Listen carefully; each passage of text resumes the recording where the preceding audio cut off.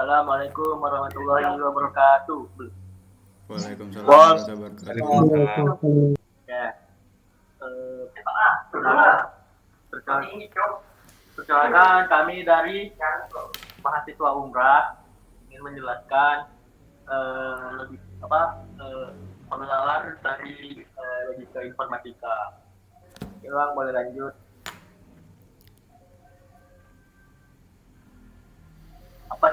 Apa itu logika informatika? Nah, apa sih logika informatika itu? Logika adalah ilmu yang mengajarkan kita cara berpikir lurus, teratur, dan benar. Ini tentang penalaran yang valid. Nah, logika itu tuh kayak cara berpikir sehari-hari. Seperti kalian mau menjalani hidup, bangun tidur nih. Apa sih yang harus dilakukan terlebih dahulu? Nah, itu kan mandi, apa, gitu kan. Nah, itu menggunakan logika. Nah, kalau informatika adalah bidang ilmu yang berkaitan dengan pemrosesan informasi menggunakan teknologi komputer. Nah, informatika itu adalah ilmu yang berkaitan dengan komputer. Seperti kayak yang dijelaskan itu. Nah, itu tuh hasil dari logika dari informatika itulah. Nah, terus informatika itu berkaitan dengan komputer yang komputer yang kayak dalam komputer. Nah, itu juga dipelajarin tuh di dalam logika, di dalam informatika. Nah, boleh lanjut, Bang. Nah, kenapa logika itu penting? Logika informatika adalah fondasi yang vital bagi hampir semua hal di dunia digital yang kita nikmati. Nah, kalian kalau pada hari itu pasti menggunakan logika. Kayak dunia digital, itu kan seperti kayak kalau mau ngapa-ngapain, harus pakai logika. Kalau kalian suka main futsal, nah itu kan harus menggunakan logika tuh dengan cepat tuh, pikiran keputusan dengan cepat. Nah, itu gimana sih biar caranya menang? Nah, itulah yang namanya logika. Lalu karena ia mengajarkan komputer cara berpikir dan mengambil keputusan. Nah, itu kan seperti yang tadi, keputusan. Dalam game, logika menentukan aturan seperti jika skor 100 maka menang. Nah, coba kita ambil contoh di sini seperti game Mobile Legends. Seperti Mobile Legends sekarang lama lah. Kita lama lah, pasti kalian semua lah yang di sini. Nah, itu contohnya apa sih yang harus dilakukan di dalam Mobile Legends itu kayak misalnya kalian kan harus objektif dengan turret tuh. Nah, gimana caranya menghancurin turret itu? Gimana harus cara kill musuh? Itu menggunakan logika itu. Gimana kalau sudah memakai logika itu? Nah, itu pasti dijamin menang. Belum tentu juga sih, karena kan musuh juga menggunakan logika. Lalu ada salah satu contoh lagi di media sosial.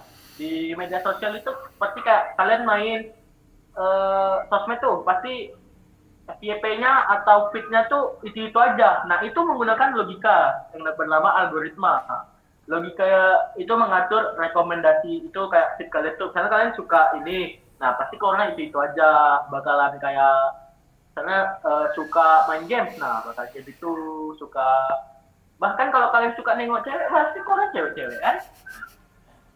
Lalu logika itu juga menjaga keamanan.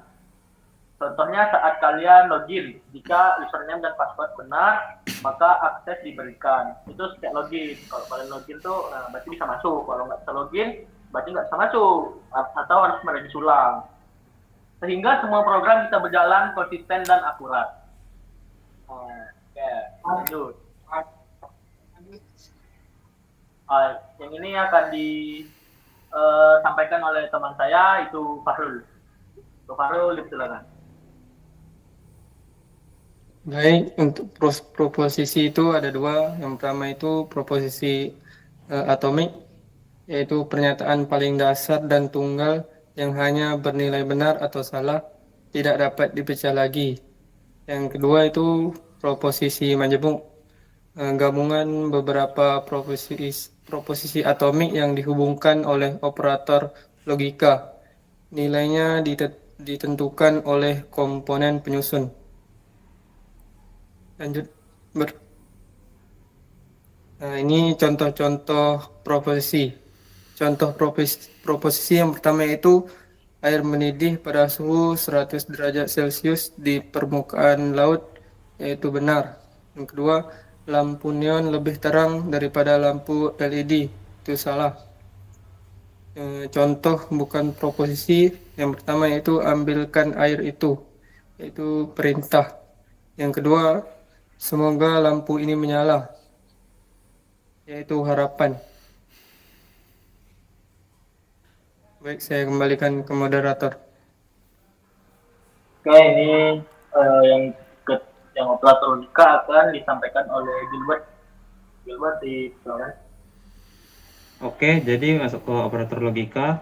Nah, di operator logika itu kita memiliki beberapa nama, yaitu negasi, konjungsi, disjungsi, dan implikasi. Di mana masing-masing jenisnya itu berbeda-beda, dan negasi itu simbolnya adalah seperti tanda kurang, cuman dia memiliki garis sedikit di bawahnya, atau tulisan not sebagai simbol, yang dimana artinya tidak. Nah, analoginya itu di logika informatika itu dia kayak membalikan status. Misalkan suatu kalimat itu dia bernilai benar, cuman jika ada tanda ini atau not, dia menjadi salah kalimatnya. Selanjutnya itu ada konjungsi, yang mana tandanya ada seperti pangkat gini, dan dengan simbol AND. Artinya itu dan.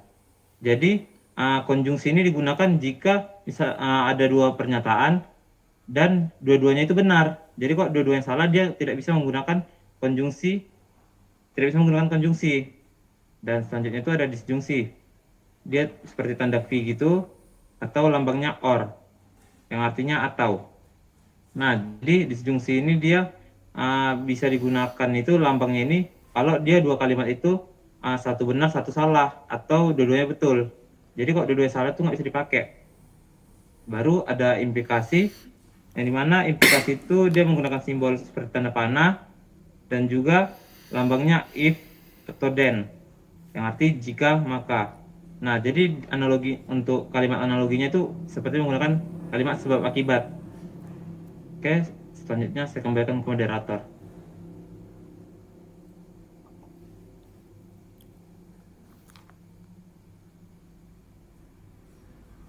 Oke, lanjut ke lebih penjelasannya di dalamnya.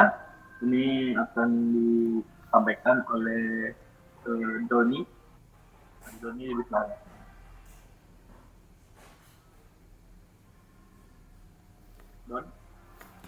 Doni. Siapa? Sama Pit. Doni.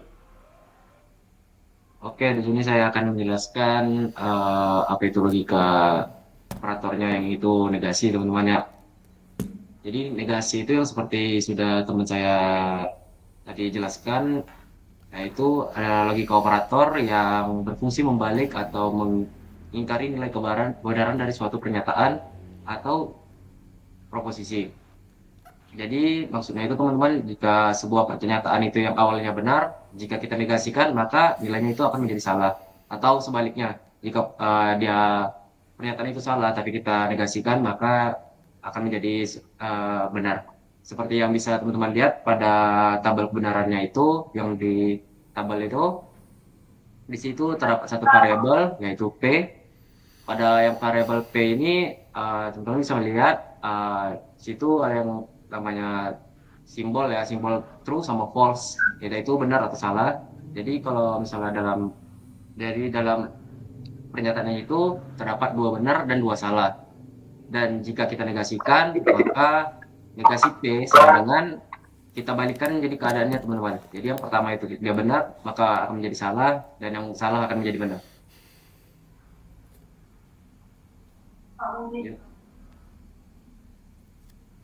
Yang kedua adalah konjungsi. Konjungsi yang ini adalah menggabungkan dua pertanyaan. Konjungsi ini dia akan bernilai benar jika semuanya itu benar. semua pertanyaannya itu benar. Jika ada satu pertanyaan yang salah, maka hasilnya akan salah. Teman-teman bisa lihat di tabel kebenarannya, ada dua variabel yaitu P dan Q. Pada kolom yang pertama itu dia ada true dengan true, maka hasil dari konjungsinya adalah benar.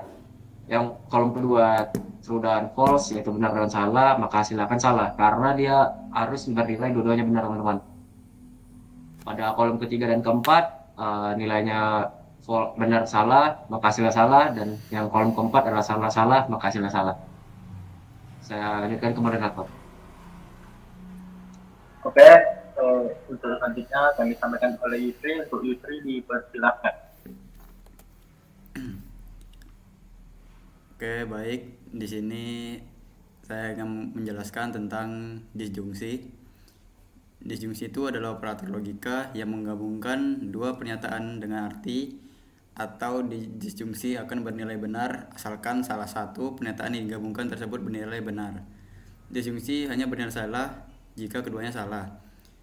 Nah, di sini tuh contoh tabel kebenarannya. Dia tuh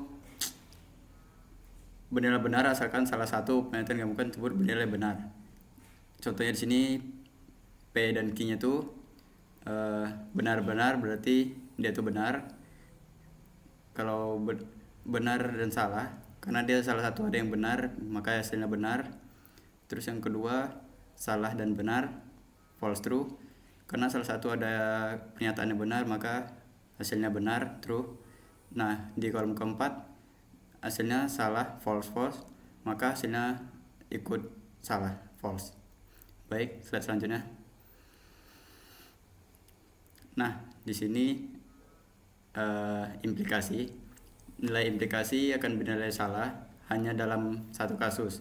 Jika syarat benar tetapi maknanya salah, seperti janji yang dilanggar. Dalam kondisi lainnya seperti selalu dianggap benar. Nah, di sini terdapat contoh tabel kebenaran.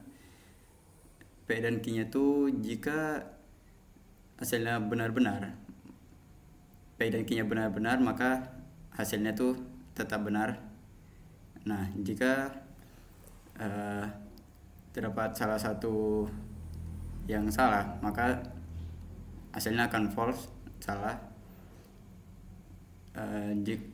Dalam kolom 3 false true, karena salah satunya ada yang benar, maka hasilnya benar, true. Dan yang kolom keempat false false, maka dia hasilnya akan ikut false. Oke, baik, dikembalikan ke moderator. Oke, berarti ada sesi dan jawab. Apakah ada yang mau bertanya?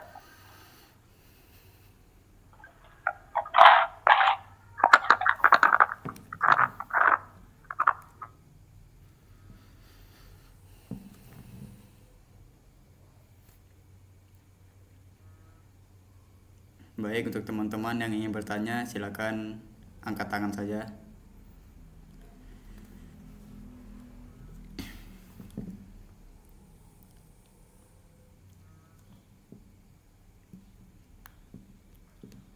Ada nggak?